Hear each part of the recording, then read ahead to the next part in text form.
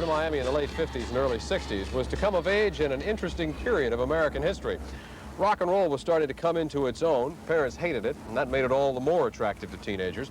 And Dick Clark's American Bandstand legitimized it as an entertainment form, and it wasn't long before imitations started popping up all over the country. Back then, Miami's version was 10 Bandstand, produced in this, what once was the Channel 10 studio. Today, they sell Toyotas. Back then, well, it was a whole nother world.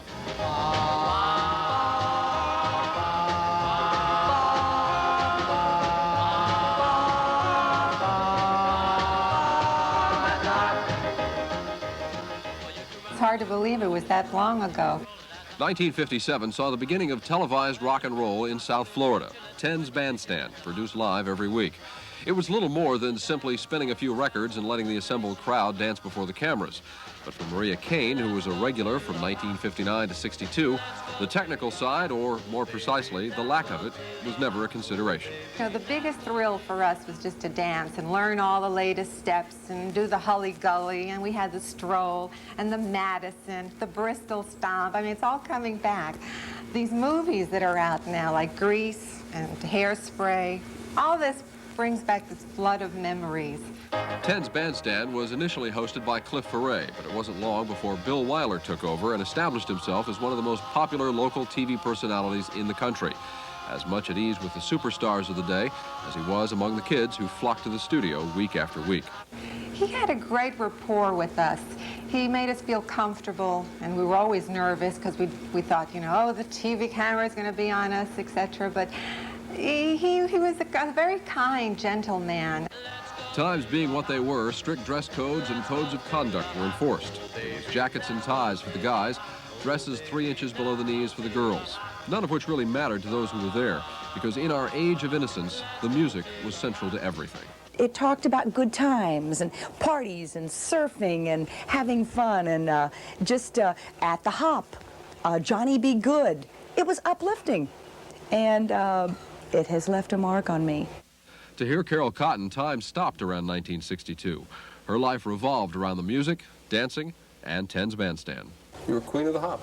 Yeah, yeah, queen of the hop. That had to have been just one of the greatest moments. I received a case of Coca-Cola, a $25 gift certificate, 3 frozen pizza pies, which thawed by the time I got home in a limousine that drove me back home, and a great big hug and kiss from Bill Wyler. And I think several free tickets to get back into the show. It was one of the biggest moments of my life. By the time 1963 rolled around, a shift had started in popular music. Solo singers were being eased aside by groups, and to listen to the radio was to celebrate being young. 10's Bandstand was also changing. Bill Wyler moved on to other projects and was replaced by Rick Shaw. Time now for Saturday Hop with your host, Rick Shaw. Change was in the air, but no one of that generation could have anticipated what was just ahead. When I feel like something, I wanna hold your hand. I wanna hold your hand. Tomorrow, the 60s take off. Art Carlson, Channel 10, Eyewitness News.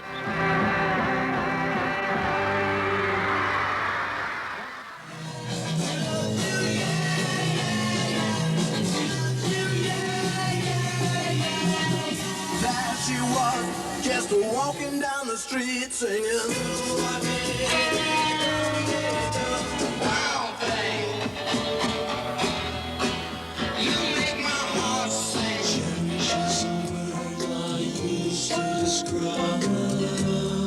Within a few months of the Beatles' emergence, it was fairly obvious to any teenager that something very special, very electric was happening.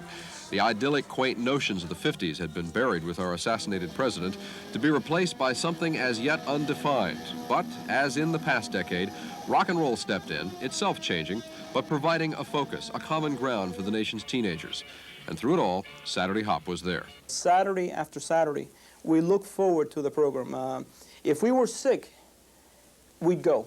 If we had a fever, if we had the flu, we'd somehow get up from bed and go to the show. because it was almost sacrilegious to miss going to Saturday Hop. Like most of that generation, Andy Del Valle went on and established a career for himself. But the memories remain clear, and for those who went to or watched Saturday Hop, there is a common denominator from the 60s. South Florida's oldest living teenager, Rick Shaw. They were on TV. That was probably the only time most of these people were ever on television. You know, that's magic. Darlene Searle remembers the magic, especially the dancing, and especially her dance partner. We were just good friends. There was no romantic entanglement, but he would, every Friday night, break up with his girlfriend so that on Saturday, he could take me to Saturday Hop because we always danced and we would win the dance contest.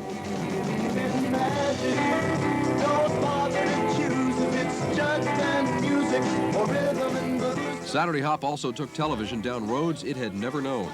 There was no question that rock and roll music worked. We knew we were playing the right tunes. It was what do you show when you play these tunes?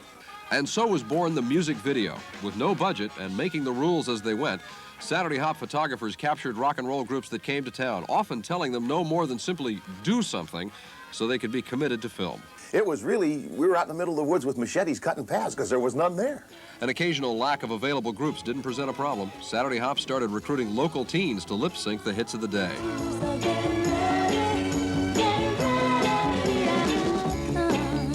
I remember it was probably the most fun of my life. Yeah, it was a lot of fun. Linda Rogers eventually became Saturday Hop's lead dancer, choreographing dance routines and lip syncing every step of the way. You were supposed to be whoever it was we were portraying. So you just kind of forgot, and you just tried to make yourself look like you were really doing it and become that person if you could.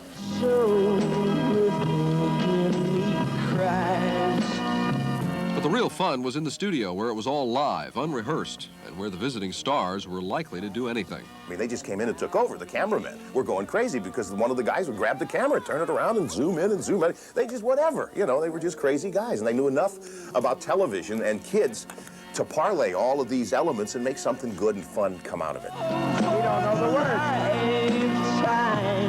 Look at him, he's trying to hide behind the mic. Saturday Hop ended in 1970. In hindsight, it's unlikely it would have lasted much into the 70s, given the emphasis at the time on programs zeroing in on social concerns. Nevertheless, the fact that it lasted 13 years on local television is testimony to the basic appeal of the format. We didn't realize back then that that's what was happening. I guess usually you don't. You know, you go through it, you win, you lose, then you look back and say, hey, that was fun. That was good. Saturday Hop's been resurrected in half a dozen different forms on cable and syndicated television over the year. American Bandstand persists to this day, but for this generation anyway, the video sock hops of the 80s don't have any of the exhilaration, the roughness, and certainly none of the spontaneity of the old times. Now, could be age talking, but we were there when it all began.